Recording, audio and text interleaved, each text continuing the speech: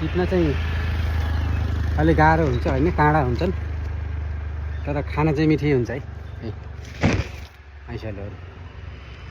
यस यहाँ काठमाडौँमा आएर नि ऐँसेलु खानु पाइयो। लामो समय, धेरै लामो समय भएको थियो ऐँसेलु नखाएको। गाउँघरमा खाइन्थ्यो, तर यहाँ काठमाडौँ आएपछि खासै खाइएको थिएन। यसबाट चाहिँ मौका मिल्यो ऐँसेलु खाने।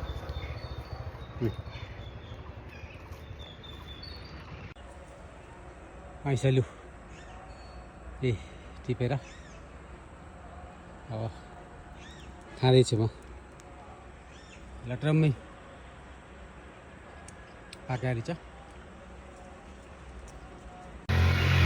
टिप्न चाहिँ अलि गाह्रो हुन्छ, काँडा हुन्छन् साना साना, तर खान चाहिँ मिठै लाग्छ ऐँसेलु।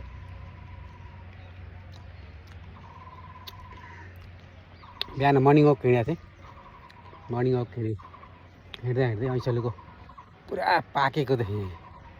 हेर्नु त कस्तो पाकेको छ।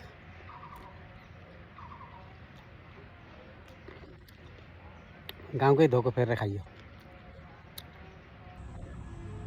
हेर्नु त यहाँ ऐँसेलु पाकेर यस्तो भएको छ। पुरै यहाँ काठमाडौँमा नि यस्तो ऐँसेलु खानु पाइने रहेछ। धेरै वर्षपछि आज ऐँसेलु खाँदैछु म। पाकेर पुरै पहेँलै भएछ ऐँसेलु।